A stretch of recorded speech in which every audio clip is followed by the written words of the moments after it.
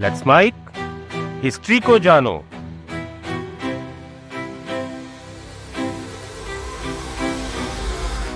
क्या आपको पता है सम्राट अशोक को किस नाम से बुलाया जाता था? पहले उनको कहा जाता था चंडाशोक, यानी वो अशोक जो खून से नहीं डरता।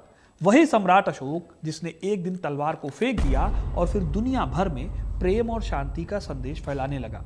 भारत का वो सबसे ताकतवर राजा महान सम्राट अशोक, जिसके साम्राज्य की सीमाएं आज के 5 देशों को छूती थी, जिसके प्रतीक आज हमारी नोटों पर और झंडों पर मिलते हैं। लेकिन उसी सम्राट अशोक को आज से करीब 200 साल पहले तक भारत के लोग जानते तक नहीं थे।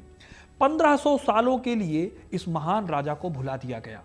अगर 1837 में जेम्स प्रिंसेप ने ब्राह्मी लिपि को नहीं पढ़ा होता तो शायद दुनिया को पता नहीं चलता कि चंडाशोक असल में पियदस्सी यानी देवताओं का प्रिय राजा है। आज मैं आपको इन्हीं अशोक की कहानी सुनाऊंगा। आखिर कैसे चंडाशोक से अशोक के सफर ने दुनिया को उसका सबसे महान सम्राट बना दिया, ये पूरी कहानी आपको पता चलेगी। तो वीडियो पूरा देखिएगा, क्योंकि अपना इतिहास नहीं जानोगे तो खुद को कैसे पहचानोगे।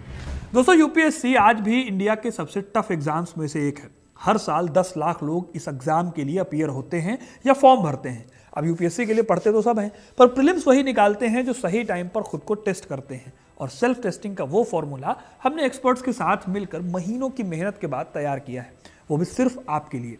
हिस्ट्री कनेक्ट की यूपीएससी टेस्ट सीरीज को हमने इसी पर्पज से डिजाइन किया है कि आपका प्रोकास्टिनेशन खत्म हो जाए, टाल मटोल वाली बातें ना रह जाएं। एक प्रॉपर टाइम बाउंड शेड्यूल के साथ आपको 15 टेस्ट मिलेंगे जो पूरे सिलेबस को कॉम्प्रिहेंसिव तरीके से कवर करेंगे। इसमें सिर्फ आंसर नहीं होंगे बल्कि इन डेप्थ एक्सप्लेनेशन मिलेगी आपको, जो आपको यूपीएससी माइंडसेट में ट्रेन करेगी। आपको पता है कि मैं अपने कंटेंट की क्वालिटी से कभी भी समझौता नहीं करता हूं और वही सीरियसनेस आपको इन टेस्ट पेपर्स में भी दिखेगी। अगर आप इस साल के प्रीलिम्स को लेकर सीरियस हैं और एग्जाम देना चाहते हैं तो इस टेस्ट सीरीज को मिस करना एक बड़ी गलती हो सकती है। लिंक आपको डिस्क्रिप्शन और पिन्ड कमेंट्स में मिल जाएगा, वहां जाकर टेस्ट सीरीज को ज्वाइन कीजिए और अभी तुरंत चेकआउट कीजिए। तो कहानी में आगे बढ़ते हैं। सम्राट अशोक मौर्य साम्राज्य के सबसे महान राजाओं में से एक थे। इस साम्राज्य की नींव ईसा पूर्व 4वीं शताब्दी में चंद्रगुप्त मौर्य ने रखी। चंद्रगुप्त ने अपनी सेना जुटाकर मगध की गद्दी पर बैठे नंद वंश को हराया। इसके बाद मगध से चंद्रगुप्त ने अपने शासन को फैलाते हुए ईरान के पहाड़ों से लेकर बंगाल की खाड़ी तक अपने साम्राज्य को फैलाया।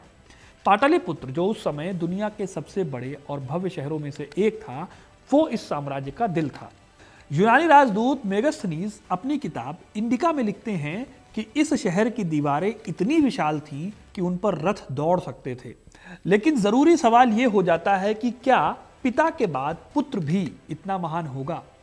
चंद्रगुप्त के बाद उनके बेटे बिंदुसार ने सत्ता को संभाला। बिंदुसार को अमित्रघात यानी शत्रुओं का संहारक कहा जाता था। इन्हीं बिंदुसार के बेटे थे अशोक। इंटरेस्टिंग बात आपको बताऊं तो अशोक के पिता कभी भी उन्हें सिंहासन का हकदार नहीं मानते थे। अशोक का जन्म करीब 304 ईसा पूर्व में हुआ था। इनकी माता का नाम सुभद्रांगी था। सुभद्रांगी एक नॉर्मल फैमिली से आती थी, उनका राज परिवार से कोई लेना देना नहीं था। इसीलिए शायद राजमहल में चलने वाले षड्यंत्रों के बारे में उनको बहुत ज्यादा समझ नहीं थी। लेकिन वहीं अशोक के पिता राजा थे और अशोक को लेकर उनके पिता की सोच बहुत क्लियर थी। बौद्ध ग्रंथ अशोक वदान में अशोक को लेकर एक बहुत ही अजीब सी कहानी मिलती है। इस ग्रंथ में कहा गया है कि अशोक की स्किन खुरदुरी थी और उनका रंग रूप बहुत आकर्षक या अट्रैक्टिव नहीं था। बिंदुसार को अपने बेटे से एक तरह की चिढ़ थी। इसी चिढ़ ने अशोक को इतना कठोर बना दिया कि उसकी जिद हो गई कि वो पूरी दुनिया को जीतेगा।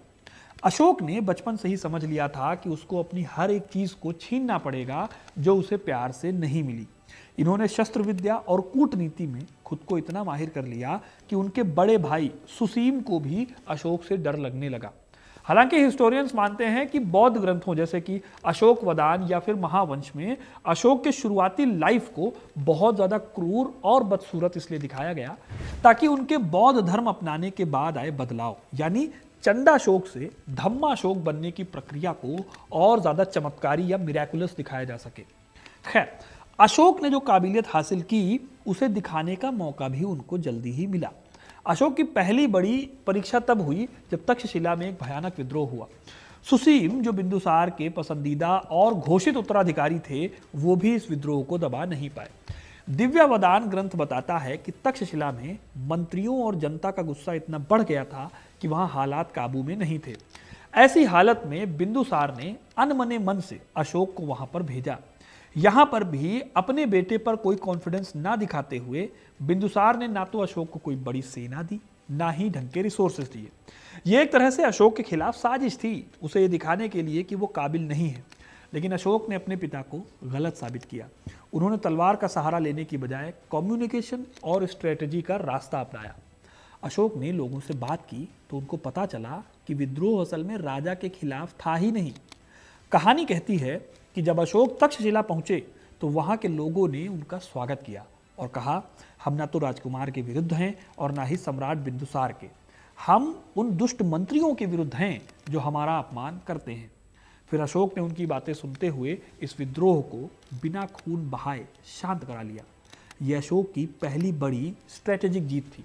हालांकि यह जीत अहिंसा से आई थी, लेकिन इसका जरा सा भी मतलब ये नहीं था कि अशोक ने कभी हिंसा की ही नहीं। उसकी लाइफ का सबसे डार्क चैप्टर अब शुरू होने वाला था। दीपवंश और महावंश, जो कि श्रीलंका के बौद्ध ग्रंथ हैं, वो बताते हैं कि तक्षशिला के बाद अशोक को उज्जैन का गवर्नर बनाया गया। उज्जैन उस समय मौर्य साम्राज्य का एक बहुत बड़ा ट्रेडिंग सेंटर था। इसी उज्जैन में अशोक की मुलाकात विदिशा की एक व्यापारी की बेटी देवी से हुई। यह एक इंटरेस्टिंग स्टोरी है क्योंकि देवी बौद्ध धर्म को मानती थी। देवी से अशोक को 2 औलादें भी हुई, एक महेंद्र और दूसरी संघमित्रा। इन दोनों ही संतानों ने आगे जाकर इतिहास में बहुत बड़ा रोल निभाया, उस पर हम आगे बात करेंगे। लेकिन अशोक की लाइफ में एक तरफ जहां सब कुछ बहुत अच्छा चल रहा था, तो वहीं दूसरी तरफ पाटलिपुत्र में उसके खिलाफ योजनाएं बन रही थी। मौर्य शासक बिंदुसार की तबीयत खराब हो रही थी और सुसीम किसी भी कीमत पर अशोक को सत्ता से दूर रखना चाहते थे। साल 2073 ईसा पूर्व के आसपास जब बिंदुसार की मृत्यु हुई, तब मगध के सिंहासन के लिए एक ऐसा खूनी संघर्ष शुरू हुआ जिसने पूरे जम्बू द्वीप को हिला कर रख दिया। सिंहासन की यह लड़ाई सिर्फ 2 भाइयों की लड़ाई नहीं थी, असल में यह साम्राज्य के मंत्रियों और गुटों की लड़ाई थी। अशोक को महान कूटनीतिज्ञ राधागुप्त का समर्थन प्राप्त था। इस दौरान महावंश जैसे श्रीलंकाई बौद्ध ग्रंथों में एक बहुत ही डरावना क्लेम किया जाता है। कहते हैं कि सिंहासन हासिल करने के लिए अशोक ने अपने 99 भाइयों की हत्या की थी। ये कहानी आपने भी सुनी होगी। कहते हैं कि अशोक ने सिर्फ अपने सबसे छोटे भाई तिष्य को जीवित रखा, बाकी सबको मार दिया। अब हिस्टोरियंस इस दावे पर अलग अलग ओपिनियन रखते हैं। हिस्टोरियन विंसेंट स्मिथ जैसे पुराने इतिहासकार इसको तुरंत सच मान लेते हैं, लेकिन रोमिला थापर कहती हैं कि 4 साल का वो गैप, यानी 272 से 268 ईसा पूर्व, जिसमें कोई ऑफिशियल राज्याभिषेक नहीं हुआ, ये इस बात का सबूत है कि सत्ता का संघर्ष बहुत लंबा और हिंसक रहा होगा। लेकिन क्या अशोक ने सच में अपने भाइयों का खून बहाया? ये बात पूरी तरह से पता नहीं चलती। अशोक के शिलालेखों में बाद के सालों में अपने परिवार और भाइयों के भलाई की बातें मिलती हैं, जो इस 99 भाइयों वाली कहानी को एक बुद्धिस्ट हाइपरबोली या अतिशयोक्ति बना देती है। लेकिन उस दौर में सिंहासन पाने के लिए क्रूरता हुई होगी, इस बात से इनकार नहीं किया जा सकता, क्योंकि सिंहासन के लिए हमेशा से ही इस तरह से हिंसा होती रही है। खैर, अशोक के सिंहासन पर बैठने के बाद का टाइम काफी ज्यादा क्रूर और कंट्रोवर्शियल दिखाया जाता है। बौद्ध ग्रंथ अशोक को एक राक्षस या असुर की तरह प्रोजेक्ट करते हैं। अशोक को चंडाशोक कहा जाने लगा था उसकी क्रूरता की वजह से। एक कहानी काफी प्रसिद्ध है अशोक के बारे में, जिसमें उसके बनवाए नरक या हेल का जिक्र मिलता है। अशोक का नरक असल में एक सुंदर दिखने वाला महल था, जिसके अंदर जाते ही आपको भयानक यातनाएं देखने को मिलती हैं, मतलब कैदियों को भयानक यातनाएं दी जाती थी। ऐसी यातनाएं कि जिनके बारे में सुनकर किसी की भी रूह कांप जाए। कहा जाता है कि अशोक को सजा देने में एक अलग सा सुख मिलता था। एक तरह से वो सेडिस्ट था जिसे पेन देने को ही अपना एंटरटेनमेंट बना लिया गया। लेकिन क्या अशोक को लेकर चलने वाली ये कहानियां पूरी तरह से सच हैं, या फिर ये कहानियां बाद के बौद्ध भिक्षुओं ने इसलिए रची ताकि वो दिखा सके कि बुद्ध की शरण में आने से पहले अशोक कितना बड़ा दानव था और बाद में वो कितना बड़ा देवता बन गया? मॉडर्न हिस्टोरियंस मानते हैं कि अशोक को इतना राक्षसी इसलिए दिखाया गया ताकि उनके कन्वर्जन को एक चमत्कार की तरह पेश किया जा सके। इसकी एक वजह यह भी है कि ये सारे क्लेम ज्यादातर बौद्ध धर्म के ग्रंथ ही करते हैं। इनफैक्ट कश्मीर के इतिहास पर लिखा गया कल्हन का राज सरंगिनी, जो कि भारत का पहला ऐतिहासिक ग्रंथ भी माना जाता है, उसमें भी अशोक को एक महान और धार्मिक राजा बताया गया है जिन्होंने कश्मीर में मंदिरों का निर्माण करवाया था। यहां उनके राक्षसी रूप का उल्लेख नहीं मिलता। अब सच जो भी हो, अशोक की जीतने की प्यास अभी बुझी नहीं थी। उनके साम्राज्य के ठीक बीचों बीच में एक स्वतंत्र राज्य खड़ा था, कलिंग। ये वो राज्य था जिसे ना चंद्रगुप्त मौर्य जीत पाए थे, ना ही बिंदुसार। आज के ओडिशा का ये क्षेत्र एक बहुत बड़ी समुद्री ताकत था। कलिंग की अपनी नेवी थी, साउथ ईस्ट एशिया के साथ अच्छा खासा ट्रेड था। सबसे बड़ी बात, ये राज्य कभी भी मौर्यों के सामने झुका नहीं था। उधर मौर्यन एम्पायर को अपनी सिक्योरिटी चाहिए थी, साथ ही साथ मैरीटाइम ट्रेड पर कंट्रोल के लिए कलिंग को जीतना जरूरी था। इन वजहों से 261 ईसा पूर्व में मगध की लाखों की सेना ने कलिंग की सीमाओं पर धावा बोल दिया। यह अशोक के रूल का 12वां साल था जब कलिंग का युद्ध हुआ। लेकिन कलिंग के लोगों को अशोक का डर नहीं था। उन्होंने वो लड़ाई लड़ी जिसे आज भी दुनिया याद करती है। अशोक की हिस्ट्री को पढ़ते टाइम आप बिना इस लड़ाई की बात किए आगे बढ़ ही नहीं सकते। कलिंग के किसानों, मजदूरों और औरतों तक ने मगध से लोहा लिया, लेकिन अशोक की सेना स्ट्रांग थी। उसके आगे कोई टिक ही नहीं पाया। दया नदी के तट पर हुआ यह युद्ध इतना भयानक था कि नदी का पानी सैनिकों के खून से पूरी तरह लाल हो गया और कई दिनों तक वहां मछलियों ने तैरना बंद कर दिया। अशोक के 13वें शिलालेख में सम्राट खुद लिखवाते हैं कि इस युद्ध में 1.5 लाख लोग निर्वासित किए गए, 1 लाख लोग मारे गए और इससे भी कई गुना ज्यादा लोग भूख और बीमारी से तड़प तड़प कर मर गए। अब एक जंग तो खत्म हो गई, लेकिन दूसरी जंग शुरू होने वाली थी। जब लड़ाई रुकी और अशोक जीतने के बाद कलिंग के मैदान पर टहलने लगे तो उन्हें वो नहीं मिला जो एक जीते हुए सम्राट को मिलना चाहिए। उन्हें वहां सिर्फ गिद्धों की आवाजें और औरतों का विलाप मिला जिन्होंने अपना सब कुछ खो दिया था। यहीं से इतिहास हमेशा के लिए बदल गया। एक कहानी कही जाती है कि निग्रोध नाम के एक बौद्ध भिक्षु ने सम्राट को आईना दिखाया।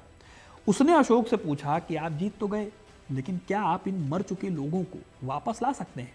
क्या आप उन आंखों के आंसुओं को सुखा सकते हैं? बस यहीं से अशोक की पूरी लाइफ ने यू टर्न ले लिया। जीतने के बाद भी अशोक ने अपनी जीत पर रोना शुरू कर दिया। पश्चाताप की एक ऐसी आग थी जिसमें चंडाशोक जलकर राख हो गया और जन्म हुआ धर्माशोक का। इतिहास में ऐसा कभी नहीं हुआ था कि किसी राजा ने पूरी दुनिया जीतने की ताकत रखते हुए भी अपनी तलवार को म्यान में डाल दिया हो और हमेशा के लिए हिंसा को त्याग दिया हो। अगर आप अशोक की जगह होते तो क्या आप इतनी बड़ी जीत के बाद सब कुछ छोड़ पाते? कमेंट में अपनी राय जरूर बताना। खैर, उसी दिन अशोक ने तय किया कि अब से विजय का अर्थ जमीन को कब्जाना नहीं बल्कि दिलों को जीतना होगा। कलिंग के बाद एक दार्शनिक अशोक दुनिया को दिखा। अशोक ने फिर यहीं से धम्म की पॉलिसी अपनाई। यहां आपको बता दूं कि धम्म का मतलब सिर्फ बौद्ध धर्म नहीं है, ये एक यूनिवर्सल कोड ऑफ कंडक्ट था। अशोक ने महसूस किया कि उनके साम्राज्य में ग्रीक भी हैं जो देवताओं को मानते हैं, ब्राह्मण हैं जो वेदों को मानते हैं और श्रमण भी हैं यानी जैन धर्म से जुड़े लोग। इन सब को एक साथ रखने के लिए नफरत नहीं बल्कि करुणा और सहनशीलता यानी कोएग्जिस्टेंस की जरूरत थी। उन्होंने पत्थरों पर अपने संदेश लिखवाने शुरू किए। ये मैसेज डायरेक्ट जनता के साथ एक तरह से बातचीत थी। अशोक के शिलालेखों में जो बातें लिखी हुई हैं वैसी बातें मॉडर्न ह्यूमन राइट्स की लड़ाई लड़ने वालों में भी नहीं मिलेंगी। सव्वे मुनिसे पजा ममा यानी सभी मनुष्य मेरी संतान हैं। एक राजा खुद को भगवान नहीं बल्कि अपनी प्रजा का पिता कह रहा था। अशोक ने धम्म महामात्य नाम के अधिकारियों की नियुक्ति की। इन नए ऑफिसर्स का काम टैक्स वसूलना या लोगों को डराना नहीं था बल्कि ये देखना था कि कहीं किसी के साथ अन्याय तो नहीं हो रहा, किसी गरीब को सताया तो नहीं जा रहा, क्या अलग अलग धर्मों के लोग शांति के साथ रह रहे हैं। अशोक का 12वां शिलालेख जो कहता है वो हमारे देश के हर नेता को पढ़ाना चाहिए। ये एडिक्ट कहता है कि जो शख्स अपने संप्रदाय की तारीफ और दूसरे की निंदा करता है वो असल में अपने ही संप्रदाय को सबसे बड़ा नुकसान पहुंचाता है। लेकिन क्या यही एक अचीवमेंट थी नए अशोक की या कुछ और था जो उन्हें बाकी सम्राटों से अलग लाइन पर खड़ा करता है? देखिए, दुनिया के हर महान राजा ने लड़ाई लड़ी, जंगें जीती, कई बड़े काम कराए जनता के लिए, लेकिन अशोक ने जो किया वो पूरी ह्यूमन हिस्ट्री में याद रखा जाता है।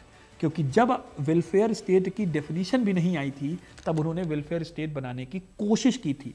उन्होंने सड़कों के दोनों तरफ छायादार पेड़ लगवाए ताकि मुसाफिरों को धूप न लगे, हर 8 मील पर कुएं खुदवाए और मुसाफिर खाना बनवाए। लेकिन इन सब में भी सबसे ज्यादा रेवोल्यूशनरी कदम था पशुओं के प्रति उनकी दया। उन्होंने जानवरों के लिए अलग अस्पताल बनवाए और दुनिया के पहले वाइल्ड लाइफ कंजर्वेशन लॉज लागू किए। उन्होंने शाही रसोई में मांस बनने पर रोक लगा दी। सोचो कि आज से 2000 साल पहले एक सम्राट इकोलॉजिकल बैलेंस और एनिमल राइट्स की बातें कर रहा था। वेलफेयर के साथ साथ अगर बात करें अशोक के टाइम पर आर्ट की, तो वो भी यूनिक थी। उन्होंने जो पिलर्स बनवाए वो इंजीनियरिंग और कला के चमत्कार हैं। आज 2300 साल बाद भी उनकी पॉलिश सेम है। सारनाथ का सिंह स्तंभ जो हमारे देश का नेशनल एम्बलम है, उसकी अपनी बेहद डीप फिलॉसफी है। 4 शेर जो चारों दिशाओं में दहाड़ रहे हैं, ये धम्म के प्रसार का प्रतीक है। उनके नीचे बना अशोक चक्र जिसमें 24 तीलियां हैं, वो टाइम का पहिया है और कर्तव्य का प्रतीक है। अशोक की लेगेसी इतनी रिच है कि जब 1947 में भारत आज़ाद हुआ तो पंडित नेहरू और बाबा साहब अम्बेडकर ने अशोक के इन्हीं प्रतीकों को देश के लिए चुना, क्योंकि वो जानते थे कि भारत की असली पहचान युद्ध नहीं है, बल्कि अशोक का वही को एग्जिस्टेंस यानी सह अस्तित्व का सिद्धांत है। अशोक की महानता का एक पहलू यह भी है कि उन्होंने धम्म को पहली बार एक ग्लोबल आइडियोलॉजी बनाया। उन्होंने अपने दूतों को सीरिया, इजिप्ट, ग्रीस और श्रीलंका भेजा।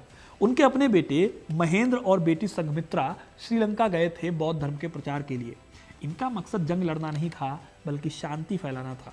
ये बोधि वृक्ष की एक टहनी और शांति के संदेश के साथ सीलोन यानी श्रीलंका गए थे। ये इंडिया की सॉफ्ट डिप्लोमेसी की शुरुआत थी। ग्रीक राजा एंटियोकस और मिस्र के राजा टॉलमी के दरबार में मौर्य दूतों का स्वागत हुआ था, जो बताता है कि अशोक ने युद्ध के बिना भी इंटरनेशनल डिप्लोमेसी में अपनी धाक जमाई थी। H.G. वेल्स ने अपनी किताब द आउटलाइन ऑफ हिस्ट्री में लिखा है कि दुनिया के हजारों राजाओं के नाम इतिहास के कूड़ेदान में दब गए, लेकिन अशोक का नाम आज भी एक चमकते हुए सितारे की तरह जगमगा रहा है। अब दोस्तों, अशोक ने जितना अचीव किया उसका अंत उतना ही अजीब रहा। कहा जाता है कि बुढ़ापे में अशोक ने अपनी सारी प्रॉपर्टी और राजकोष बौद्ध संघ को दान करना शुरू कर दिया था। उनके मंत्रियों और उत्तराधिकारी यानी संप्राति को डर था कि सम्राट उनके साम्राज्य को कंगाल कर देंगे। फिर धीरे धीरे सम्राट के सारे अधिकार छीन लिए गए। कहानी कहती है कि आखिर में सम्राट के पास दान करने के लिए सिर्फ आधा आंवला बचा था। उन्होंने उस आधे आंवले को भी संघ को समर्पित कर दिया। 232 ईसा पूर्व के आसपास अशोक की मृत्यु हुई। उसके बाद सिर्फ 50 सालों के अंदर मौर्य साम्राज्य ताश के पत्तों की तरह भर भरा कर रह गया। कुछ इतिहासकार जैसे हेमचंद राय चौधरी ये तर्क देते हैं कि अशोक की बहुत ही ज्यादा अहिंसा की नीति ने सेना को लेजी या कमजोर बना दिया। जब नॉर्थ वेस्ट से यूनानी और शक आक्रमण होने लगे तो मौर्य आर्मी उनका मुकाबला नहीं कर सकी। लेकिन रोमिला थापर इस तर्क को खारिज करते हैं। उनका मानना है कि मौर्यन एम्पायर के डिक्लाइन का बहुत बड़ा रीजन आर्थिक संकट और कमजोर उत्तराधिकारी थे, ना कि अशोक की शांति की नीति। लेकिन दोस्तों, इससे भी बड़ी दिक्कत ये थी कि आने वाले टाइम में अशोक की महान लेगेसी खो गई। ब्राह्मी लिपि को पढ़ा नहीं जा सका, उसके पढ़ने की जो स्क्रिप्ट को जो पढ़ने की चीजें थी वो लुप्त हो गई। इसकी वजह से अशोक के अभिलेख और उनका इतिहास हमेशा के लिए दबा रह गया। फिर 1837 में जब उन शिलालेखों को पढ़ा गया तो भारत को अपनी असली पहचान मिली। नेहरू ने कहा था कि अशोक का भारत किसी मजहब का नहीं बल्कि इंसानियत का भारत था। तो दोस्तों, ये थी कहानी अशोक की। उनकी महानता इस बात में नहीं थी कि उन्होंने कलिंग को जीता, बल्कि इस बात में थी कि उन्होंने अपनी जीत के रिजल्ट को समझा, उसके रिपरकशंस को समझा और अपनी गलती को पत्थर पर खुदवा के आने वाली पीढ़ियों के लिए सबक छोड़ दिया। आज की डेट में क्या कोई नेता है हमारे आसपास या हमारे देश में जो कहता है कि हमसे गलती हुई है, हम जो करना चाहते थे वो नहीं हुआ, या उनके द्वारा किए गए काम का रिपरकशन सही नहीं था? ढूंढने से नहीं मिलेंगे आपको ऐसे लोग। और उसी जगह पर अशोक की अपनी लेगेसी है। उन्होंने अपनी गलती की माफ़ी मांगी। इसीलिए अशोक की पूरी लाइफ अपने आप में एक सबक है, सफ़र है। चंदा अशोक से अशोक का सफ़र सुनने और जानने लायक है। इसीलिए मैं ये वीडियो आपके सामने लेकर आया था। अब आपको ये कहानी कैसी लगी कमेंट करके ज़रूर बताइए। वीडियो को लाइक और शेयर करना ना भूलें और ऐसी इंटरेस्टिंग कहानियों के लिए, इतिहास से जुड़े रहने के लिए हिस्ट्री कनेक्ट को सब्सक्राइब ज़रूर करें। धन्यवाद।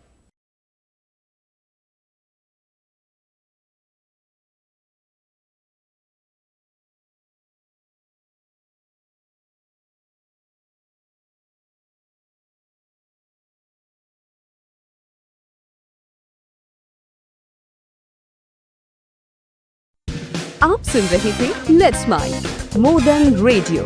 फॉलो कीजिए हमें हमारे सोशल मीडिया प्लेटफॉर्म्स पर।